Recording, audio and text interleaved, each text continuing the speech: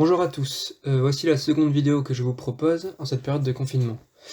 Elle porte sur le chapitre 5 d'Histoire, Rome du mythe à l'histoire, de -753 à 476. Donc, on part de la date légendaire de fondation de la cité romaine à la chute de l'Empire romain d'Occident.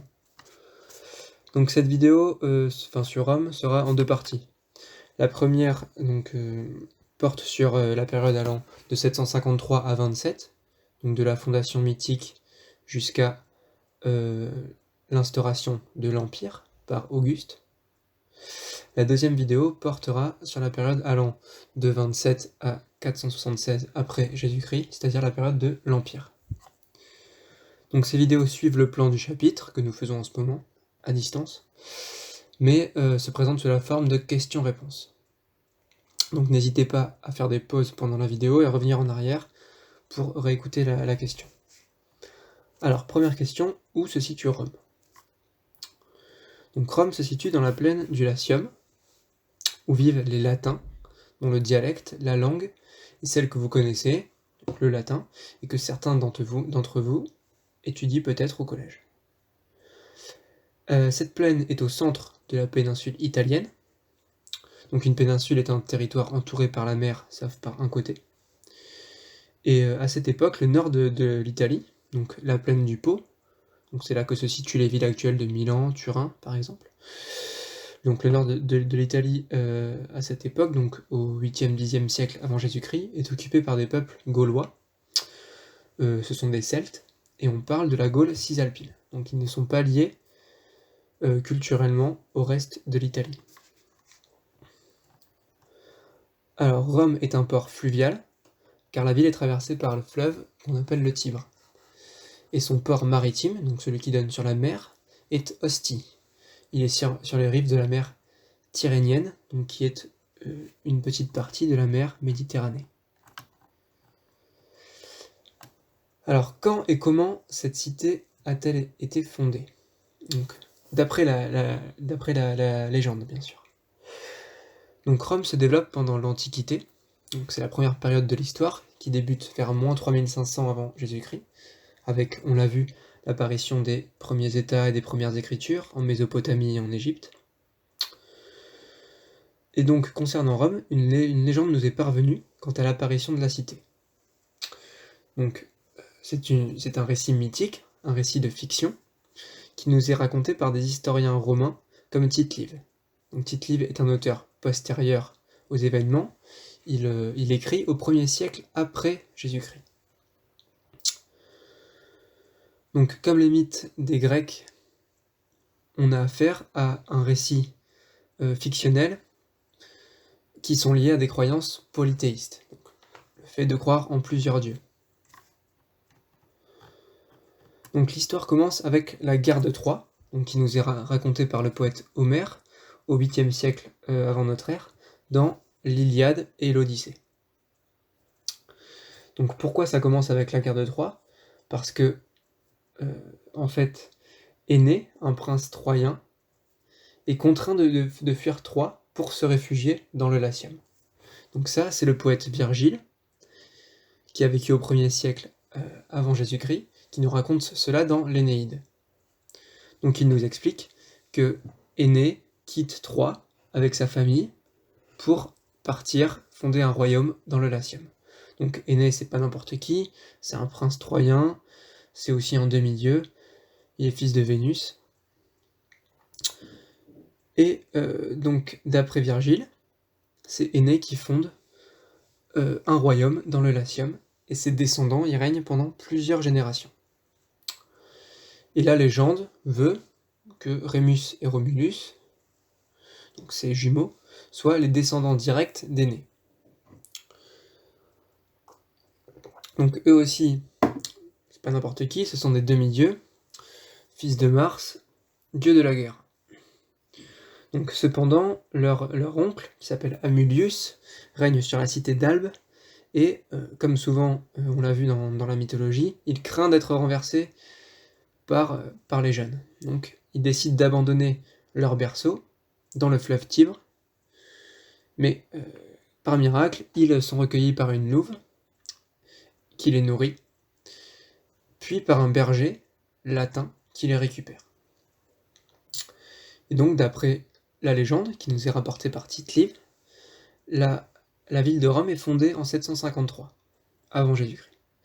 Donc cette ville est fondée après un conflit entre les deux frères jumeaux, et Romulus donc tue son frère Rémus. C'est lui qui fonde Rome. Donc c'est une histoire qui est légendaire, et les Romains doutent de la véracité, donc du caractère véridique de cette histoire.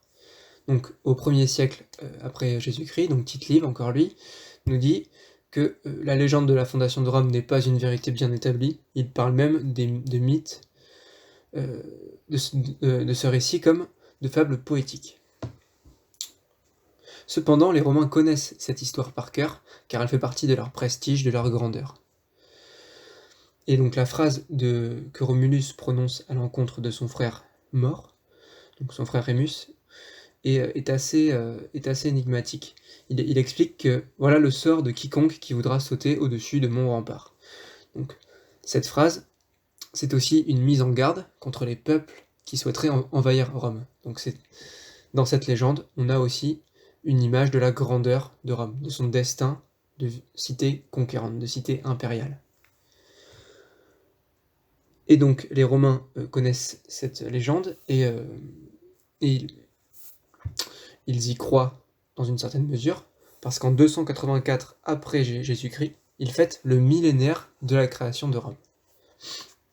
Et la légende reste dans l'histoire, elle traverse les siècles, et par exemple on peut voir les jumeaux et la louve sur l'écusson de l'AS Roma, l'un des clubs de football de Rome.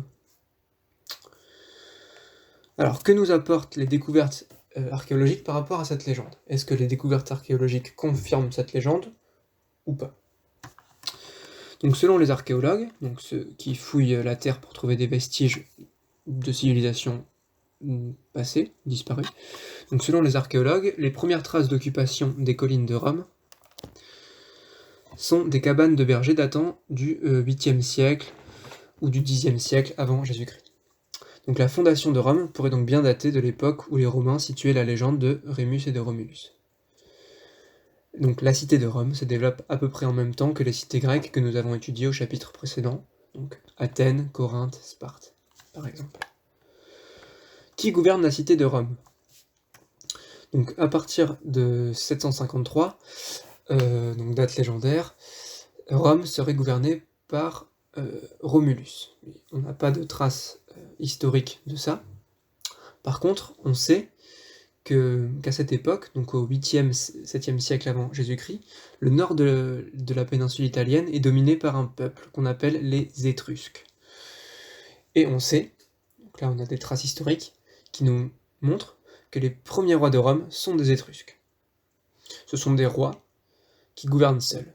Donc Rome, à cette époque-là, en 753, et après, est une royauté, ou une monarchie. C'est-à-dire qu'il y a un monarque qui gouverne seul.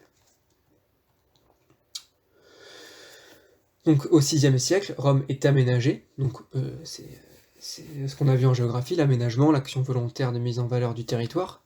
Donc la cité est aménagée sous l'action des Étrusques. Ils font construire plusieurs choses très importantes, mais c'est surtout la Cloaca Maxima. La Cloaca Maxima, qu'est-ce que c'est? C'est les égouts de Rome qui permettent en fait à Rome de ne plus subir des inondations du Tibre. Les rois étrusques construisent aussi un temple pour le dieu Jupiter, donc le dieu principal. C'est l'équivalent de Zeus, en fait, Jupiter. Ils construisent aussi le Circus Maximus pour les courses de chars, donc qui est un immense stade qui peut accueillir 250 000 personnes. Donc c'est à peu près 2 à 3 fois le stade de France actuel. Et ils construisent aussi un rempart autour de la cité. Donc ce rempart s'appelle la muraille servienne. C'est parce que c'est le roi Servius Tullius qui l'aurait construit. Donc pourquoi la royauté est-elle renversée d'après la légende? Donc la royauté aurait duré d'une période allant de 753 à 509 avant Jésus-Christ. Donc là encore, la légende se mêle à l'histoire. On n'est pas sûr vraiment de ce qui s'est passé. Donc selon l'historien romain Dion Cassius, qui a vécu au IIIe siècle après Jésus-Christ, Tarquin l'Ancien, donc qui est le dernier roi étrusque, dirige la cité d'une main de fer. C'est un roi tyrannique qui pratique des arrestations arbitraires, qui fait exécuter les membres du Sénat qui le dérangent. Donc le Sénat, c'est un conseil des chefs des familles aristocratiques qui est censé assister le roi.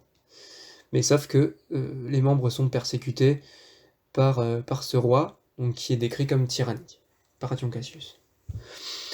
Donc Tite-Live nous raconte une autre légende. C'est la légende donc, du viol de Lucrèce par le fils du roi Tarquin. Donc Lucrèce se suicide pour éviter le déshonneur, et ça met le feu aux poudres. Il y a Junius Brutus, qui est un aristocrate, qui est d'ailleurs le neveu du roi Tarquin, qui fait le serment de venger Lucrèce et de renverser la royauté. Et donc l'anecdote veut que pendant que le roi Tarquin mène une guerre dans le Latium, Brutus en profite pour faire une révolution, c'est-à-dire un changement de régime, et il instaure la République à la place de la monarchie en 509. Alors comment fonctionne cette République romaine ? Donc la République romaine dure plusieurs siècles, de 509 à 27 avant Jésus-Christ.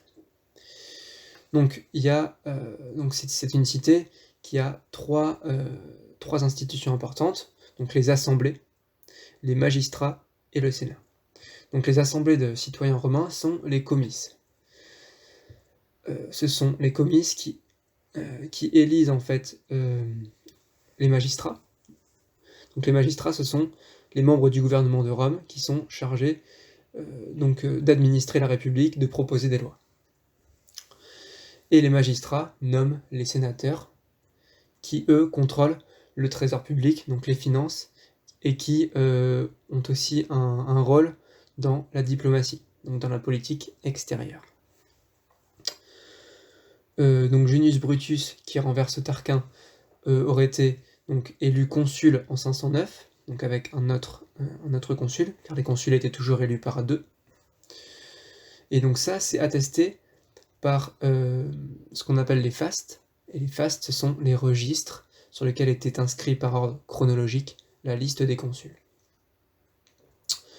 Donc la République romaine est un régime mixte, difficile à caractériser, et on y reviendra.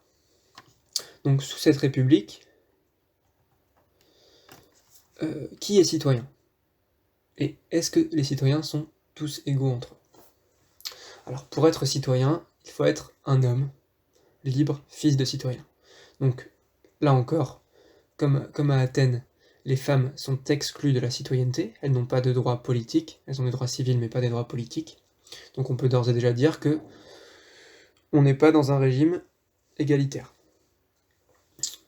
Ensuite, il y a des inégalités entre les citoyens. Donc par exemple, les patriciens concentrent les pouvoirs, alors que les plébéiens n'ont pas de droits politiques. Donc les patriciens sont les citoyens qui sont issus des vieilles familles romaines, donc des familles les plus riches, les plus prestigieuses, et en fait, ce sont des familles aristocratiques. Donc aristoi en grec, ça veut dire les meilleurs. Donc, familles qui se veulent être les meilleurs, souvent descendants de Dieu, c'est plus pratique. Et les plébéiens, eux, n'ont pas de droits politiques. Ils ne pouvaient pas être élus magistrats. Et ils auraient obtenu l'égalité politique en 494, en menaçant les consuls de ne pas aller faire la guerre. Cependant, les inégalités de richesse se maintiennent, et par exemple, les soldats, donc les légionnaires romains, sont des citoyens, donc on est dans une armée de soldats citoyens, mais pour être soldat, pour être légionnaire, il faut avoir de l'argent, car il faut payer son équipement, car l'État ne paye pas pour l'équipement, c'est aux citoyens de l'acheter sur ses propres deniers. Donc est-ce que la République romaine est une démocratie ? Selon Polybe, qui a vécu au IIIe siècle après Jésus-Christ, donc qui est un grec, qui est un admirateur de Rome, donc selon Polybe, la République romaine est un régime mixte. il assure que personne n'aurait pu le dire avec certitude si l'ensemble du régime était aristocratique, démocratique ou monarchique. Cependant, aujourd'hui, les historiens sont d'accord pour affirmer que l'élément aristocratique est dominant. Donc la République n'est pas une monarchie, donc les consuls sont élus, et ils sont deux, donc il n'y a pas qu'un seul homme qui gouverne la cité. C'est pas non plus une démocratie, donc on a vu qu'il y avait des inégalités en fonction de la richesse, donc tous les citoyens ne sont pas égaux, à la différence d'Athènes. Et les citoyens les plus riches, donc, concentrent le droit d'être magistrat. On parle donc d'un régime aristocratique. Question suivante, qu'est-ce que le forum ? Donc sur Internet, on sait que un forum c'est un espace de discussion ouvert à plusieurs participants, mais ce mot nous vient de Rome, de la Rome antique. Pendant la République romaine, le forum est la place centrale de la vie civique et sociale. En fait, c'est un endroit très important dans la vie des gens, et plus particulièrement dans la vie des citoyens. Le forum est un centre politique. C'est là que se réunit le Sénat, donc le conseil de la cité, qui se réunit dans la curie. C'est là aussi que se réunissent les comices, les assemblées de citoyens, donc, qui se réunissent dans le comitium. C'est là encore que les citoyens influents font des discours politiques, donc sur les rostres. C'est là encore que sont stockées les archives de la cité romaine, de l'État romain, dans ce qu'on appelle le tabularium. Donc les archives, c'est là que sont stockés les documents importants de l'État romain, donc qui traversent ainsi les siècles lorsqu'ils sont bien conservés et qu'il n'y a pas d'incendie. Donc c'est aussi un centre politique parce que lorsque les généraux remportent des victoires militaires, ils font des triomphes, c'est-à-dire des processions, des défilés, pour fêter leur victoire, et surtout que le peuple fête leur victoire. Et ce défilé passe par la via sacra, la voie sacrée, qui passe sur le forum. Et ces généraux essaient aussi de construire des lieux pour leur gloire, donc c'est souvent des temples pour fêter les dieux, ou alors des portiques ou des arcs. Donc c'est de là que vient l'arc de triomphe. Donc là, l'arc de triomphe que Bonaparte construit à Paris au début du XIXe siècle, c'est clairement un clin d'œil, une référence au triomphe des généraux romains. Voilà. Donc le forum est aussi un centre économique, avec donc, les basiliques, qui sont des salles de réunion et des salles de commerce, salles d'échange. Et enfin, le forum est un centre religieux avec de nombreux temples, donc qui sont souvent construits par les généraux, mais pas que. Et c'est là aussi que demeure le grand pontife, qui est le chef de la religion à Rome. Et donc le terme pontife restera dans l'histoire, c'est comme ça qu'on appelle le pape, qui est le chef des catholiques. Le pontife, c'est le pape. Mais à l'époque de la République romaine, le pontife, c'est le chef de la religion, qui est polythéiste. Donc on croit en plusieurs dieux. Pourquoi peut-on dire que la République est à la tête d'un empire ? Et qu'est-ce que c'est qu'un empire ? Que signifie le mot empire ? Donc le mot empire a deux sens. Un sens territorial. Au sens territorial, l'empire c'est un ensemble de territoires conquis. Mais il a aussi un sens politique. Un empire ça peut être un État, c'est-à-dire une forme de gouvernement dirigé par un empereur qui possède tous les pouvoirs. Donc il faut attendre Auguste, en 27 avant Jésus-Christ, pour que Rome soit dirigée par un empereur. Donc pour que Rome devienne un empire sur le plan politique. Mais assez rapidement dans l'histoire de la République romaine, Rome devient une cité impériale, c'est-à-dire une cité qui dirige un territoire relativement vaste, composé d'espaces qu'elle a conquis. Donc en un siècle à peu près, Rome a pris le contrôle de l'Italie. Donc entre les années 390 et 272, Rome a pris le contrôle de toute la péninsule italienne, ce qui forme déjà un petit empire. Mais on peut surtout parler d'empire territorial au moment où Rome défait la cité de Carthage au IIIe siècle avant Jésus-Christ, dans le cadre des guerres puniques. Alors, c'est quoi les guerres puniques ? Qu'est-ce que ça veut dire punique? Donc, punique, ça signifie carthaginois. Donc, ce sont les guerres qui ont eu lieu entre Rome et Carthage, au IIIe siècle avant Jésus-Christ. Donc Carthage est une cité phénicienne. Donc les Phéniciens, je vous l'ai expliqué lors du chapitre sur le monde grec, donc les Phéniciens sont un peuple du Liban actuel qui sont très influents parce que ce sont des commerçants. C'est aussi les Phéniciens qui ont transmis l'alphabet au grec, donc ils sont influents sur le plan culturel aussi. Donc Carthage est une cité marchande qui est gouvernée par un petit nombre de marchands influents. On parle d'oligarchie, c'est-à-dire que c'est un petit nombre d'individus qui gouvernent. Donc Rome et Carthage sont deux cités rivales, car elles sont toutes les deux très influentes dans l'ouest de la Méditerranée. On parle d'Occident.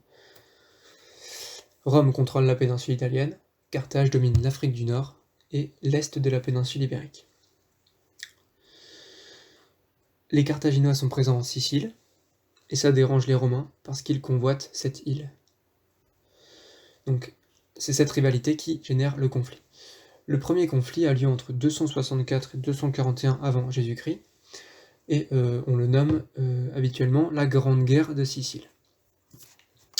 Donc c'est un tournant dans l'histoire de Rome, car la cité, qui était avant tout une puissance terrestre, avec ses citoyens soldats organisés en légions, donc cette puissance terrestre doit devenir une puissance maritime, capable de remporter des batailles navales, des batailles sur mer.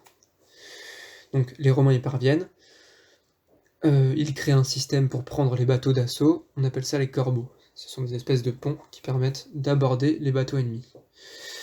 Donc, pendant la première guerre punique, les Romains prennent le contrôle de 3 îles très importantes en Méditerranée, la Sicile, la Sardaigne et la Corse. En 218, un nouveau conflit apparaît entre Rome et Carthage à propos d'une cité en Espagne. La guerre voit Hannibal, qui est un général carthaginois d'origine espagnole, mettre en péril l'avenir de la cité romaine. Donc ce général traverse les Pyrénées, puis les Alpes avec son armée, accompagnée d'éléphants. Il rallie les Gaulois, donc des guerriers celtes, qui vivent dans la plaine du Pô, au nord de l'Italie, et il met l'armée romaine en déroute. Beaucoup de cités italiennes donc, qui étaient ralliées à Rome trahissent Rome et rejoignent Hannibal.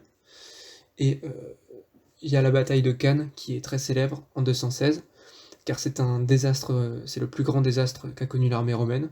Il y a plus de 45 000 soldats romains qui meurent en un seul jour, ainsi qu'un consul. Donc Hannibal a la cité romaine à sa merci, mais il fait une erreur stratégique, il refuse d'assiéger Rome, et un de ses généraux lui dit « Tu sais vaincre, mais tu ne sais pas exploiter ta victoire ». Donc les Romains se réorganisent, parviennent à mener la guerre en Espagne puis en Afrique, et Scipion remporte la bataille de Zama en 202, donc il est aidé de la cavalerie numide, les Numides sont un peuple d'Afrique du Nord, et il devient Scipion l'Africain, c'est-à-dire Scipion le vainqueur de Carthage. À ce moment-là, Rome récupère les possessions des Carthaginois en Afrique du Nord et en Espagne, et devient un véritable empire méditerranéen. Donc ici, on va essayer de prendre un peu de recul et se poser une question qui est la suivante. Est-ce que la cité romaine est à la tête du premier empire de l'histoire? La réponse est non. Il y a déjà eu de vastes empires durant l'Antiquité. Les premiers empires apparaissent en Mésopotamie. Donc, par exemple, celui des Akkadiens vers moins 2300 avant Jésus-Christ. Il y a eu aussi, au premier millénaire, les empires assyriens et babyloniens, que nous étudierons lorsque nous analyserons l'apparition du premier monothéisme de l'histoire, à savoir celui des Hébreux. Donc, la cité romaine n'est pas le premier empire de l'histoire. Un autre empire qui est important, c'est l'empire perse, dirigé par la dynastie achéménide, qui se développe vers 550. C'est cet empire perse qui menace les cités grecques comme Athènes pendant les guerres médiques, mais ce sont les Grecs qui remportent ces guerres médiques avec la célèbre bataille de Marathon, gagnée par les Athéniens en 490. Donc après sa victoire sur les Perses, Athènes développe à son tour un empire. Donc c'est la Ligue de Délos au 5e siècle avant Jésus-Christ. Mais Athènes fait subir une tyrannie à ses alliés et perd la guerre du Péloponnèse entre 431 et 404. Donc c'est cette guerre qui l'oppose à Sparte. L'Empire athénien n'aura duré que quelques décennies, entre 470 et 430 à peu près. Donc l'empire majeur de l'Antiquité, un empire très important, mais qui n'aura pas duré très longtemps, c'est celui d'Alexandre le Grand. Donc Alexandre le Grand fait la conquête de l'Empire perse en 10 ans. Donc entre 334 et 323, il étend son pouvoir de la Grèce à l'Égypte et va jusqu'à l'Inde. Donc c'est un empire immense, l'un des plus grands empires qui n'ait jamais existé. Mais donc son empire ne lui survit pas, parce que ses successeurs se querellent. Je précise que Alexandre le Grand était un Macédonien, donc peuple qui vivait au nord de la Grèce, et qui était en fait influencé culturellement par le monde grec. Donc, lorsque Rome unifie le bassin de la Méditerranée, donc à partir des guerres puniques, cette cité impériale apparaît donc comme l'héritier de l'empire d'Alexandre. Quels sont les autres empires au temps de Rome ? Donc Rome n'est pas la seule puissance du monde à cette époque-là. Donc on a vu que Carthage a longtemps été une grande puissance en Méditerranée. Mais l'empire romain est un empire parmi d'autres, en fait. Donc si on prend du recul et qu'on regarde un planisphère aux environs donc, de 200 avant Jésus-Christ, 200 après Jésus-Christ, on peut observer qu'il y a de nombreux empires et de nombreuses civilisations qui sont importantes. Donc l'Empire romain, donc, qui va diriger tout le bassin méditerranéen et qui va pousser jusqu'à la Bretagne, donc c'est l'Angleterre actuelle. Mais il y a d'autres empires. Donc, il y a l'Empire parthe, qui est l'héritier de l'Empire perse et qui sera le principal rival militaire de Rome pendant plusieurs siècles, qui est un empire très puissant. Il y a aussi l'Empire Kushana, qui se situe au nord de l'Inde actuelle, qui lui aussi est une grande puissance.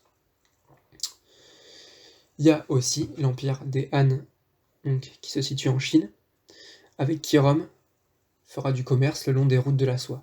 Donc ça sera l'objet de notre dernier chapitre d'histoire de l'année. Enfin, il y a aussi des civilisations très importantes en Amérique, sur le continent américain. Donc à cette époque-là, il y a la civilisation Maya, qui se situe dans le Yucatan, mais il y aura plus tard les Aztèques et les Incas. Donc je ne m'étends pas plus loin sur cette question qui est très vaste. Mais en fait, voilà, il faut juste comprendre que Rome n'est pas seul au monde et que Rome est un empire parmi d'autres. Donc, on revient sur l'histoire de Rome et on se pose la question, qu'est-ce qui se passe après la victoire de Rome sur Carthage ? Donc, après que Scipion ait remporté la victoire sur Hannibal en 202, des généraux romains partent faire la guerre aux anciens alliés d'Hannibal. Donc en fait, c'est un prétexte, car le seul objectif des généraux romains, c'est de remporter des victoires militaires pour pouvoir triompher à Rome, pour pouvoir augmenter leur gloire et le prestige de leur famille. Donc les généraux romains se dirigent dans toutes les directions, souvent selon leur bon vouloir. Ils se passent parfois même de l'aval du Sénat pour pratiquer leurs entreprises de conquête. Donc ils vont vers l'Orient, en Macédoine, en Grèce, vers l'Occident, en Espagne, en Gaule, en Afrique. Donc au IIe siècle avant Jésus-Christ et au 1er siècle, c'est là que Rome fait la conquête de la Grèce, de la Macédoine, de l'Orient, donc par exemple de la Syrie, mais aussi donc, de la Gaule, avec donc, la guerre des Gaules menée par César, entre 58 et 51. Voilà, donc là la conquête se fait sur plusieurs siècles, à la différence de l'empire d'Alexandre, qui avait été conquis en 10 ans. L'empire romain, lui, se construit sur plusieurs siècles, au moins 3 à 4 siècles. Donc la dernière question de cette vidéo, c'est pourquoi la République romaine est renversée ? Donc il faut d'abord évoquer les crises politiques qui traversent le territoire romain. Donc les alliés de Rome se révoltent en 91 parce qu'ils fournissent de nombreux contingents, donc beaucoup de soldats, à Rome pour faire la guerre, mais ils ne profitent pas des bénéfices des conquêtes. Ils sont vaincus militairement, mais obtiennent la citoyenneté romaine. Donc en 88, tous les Italiens obtiennent la citoyenneté romaine. Ils ont des droits politiques et civils. Ils ont le même droit politique et civil que les Romains. Donc une autre crise politique, c'est la révolte de Spartacus entre 73 et 71 avant Jésus-Christ. Donc c'est une révolte d'esclaves menée par des gladiateurs, donc dont Spartacus, qui est originaire des Balkans, au nord de la Grèce. Et donc ces gladiateurs et ces esclaves mettent en déroute les armées romaines avant d'être battus par un général romain du nom de Crassus. Mais en fait, d'après les historiens actuels, ces esclaves ne souhaitaient pas détruire la République romaine, mais ils souhaitaient juste devenir libres et rentrer chez eux. Donc ces crises politiques ne répondent pas à la question, donc, pourquoi la République romaine est renversée. Donc la principale cause de la chute de la République, c'est la guerre civile entre les généraux victorieux. Donc ces généraux victorieux, on les appelle les imperatores. Donc ce sont des généraux issus des plus riches familles romaines qui se livrent une sorte de compétition pour savoir qui sera le plus grand conquérant. Le modèle étant bien sûr Alexandre le Grand. Donc en fait, il faut bien voir que la compétition entre aristocrates a permis le développement d'un vaste empire, mais c'est aussi elle qui a généré la chute du régime républicain. Donc les généraux romains veulent à tout prix triompher, et au point qu'ils finissent par se faire la guerre entre eux. Donc ce sont les nombreuses guerres civiles qui ont lieu au 1er siècle avant Jésus-Christ à Rome. Donc il y a une guerre entre Marius et Sylla, entre César et Pompée, et entre les héritiers de César. Et donc, en 30, Octave, donc, qui est le fils adoptif de César, bat son rival Marc-Antoine, et fonde un nouveau régime en 27. Donc en 27, c'est la fin de l'Empire, c'est la fin de la République et le début de l'Empire. C'est-à-dire que l'empire territorial devient un empire politique. Il est dirigé par un empereur. Donc j'arrête ici cette vidéo. Dans la prochaine, on se posera la question, qu'est-ce qui assure l'unité de l'Empire romain pendant plus de 5 siècles? Comment l'Empire romain a-t-il tenu? Donc j'espère que cette vidéo vous a intéressé. N'hésitez pas à me poser des questions par mail. Et donc je vous souhaite bon courage pour la fin de ce confinement, et je vous dis à bientôt.